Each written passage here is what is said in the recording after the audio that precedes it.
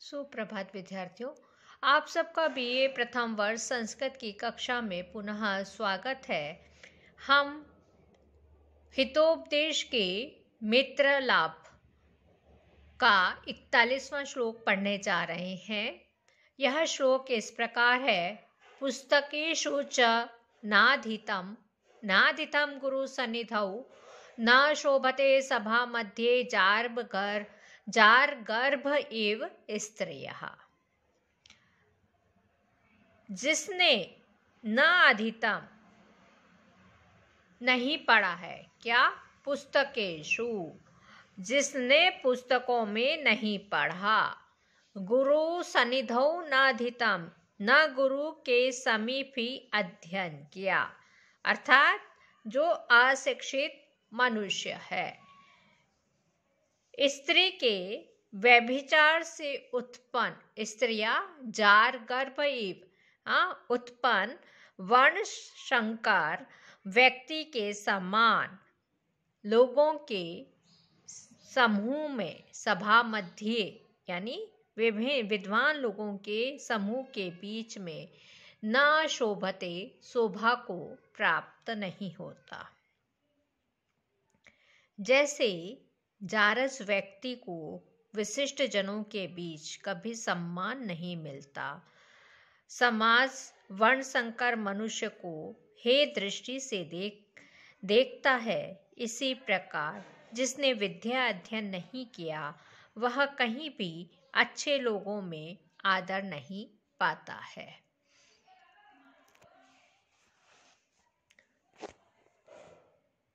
मूर्खो अपि शोभते तावत् सभायां वस्त्रवेष्टितः तावत् शोभते मूर्खो यावत् किंचित न भाषते।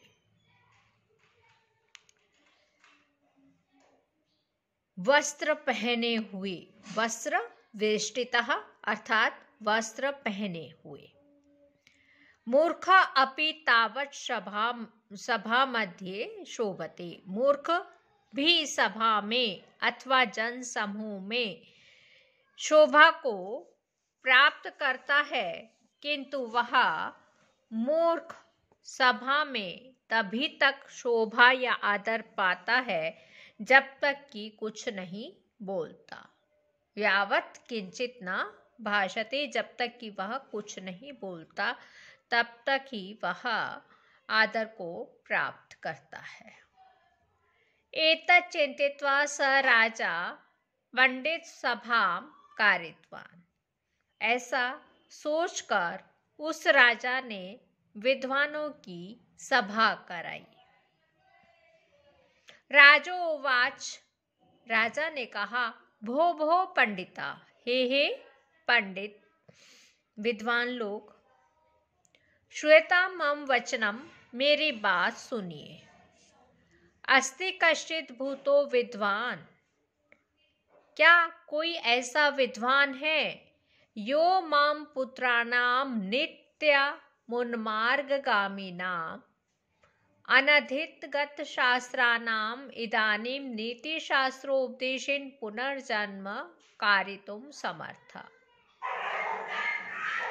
जो कि मेरे सदा अनुचित मार्ग पर होने वाले शास्त्रों को न पढ़ने वाले पुत्रों को अब नीति शास्त्र के उपदेश के द्वारा नया जन्म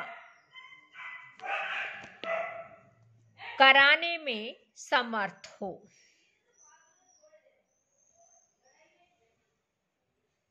काचः कांचन संसर्गात् धत्ते मार्कतिं द्युतिं तथा सत्सन्निधानेन मूर्खो याति प्रवीणता।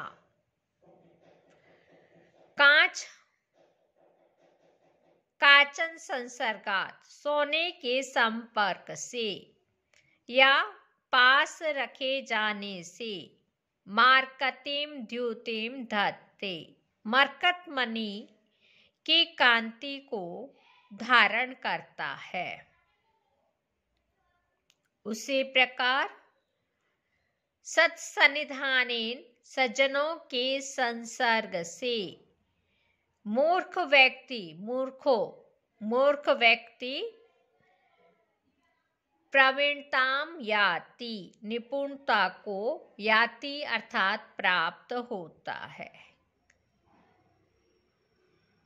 कांच तो सफेद और चमकीला होता है, किंतु जब वह सोने के पास रख दिया जाता है तब सोने की कांति के मिलने से उसकी भी कांति कुछ मरकत मणि के समान हो जाती है। इसी प्रकार मूर्ख भी सज्जनों की संगति से योग्य बन जाता है। उक्तम च कहा भी गया है, हियते ही मतिस्तात हीनैः सह समागताम समैश्च समतामेति विशिष्टैश्च विशिष्टताम्। हे तात,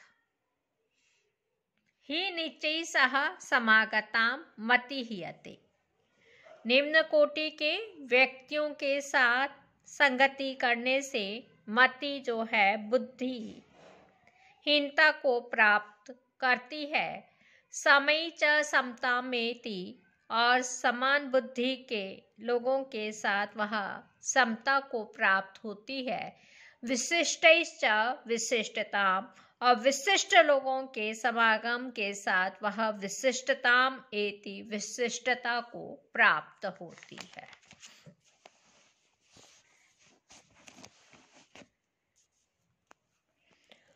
अत्रांतरे विष्णु शर्मा नामः महापंडितः सकल नीति शास्त्र तत्वज्ञ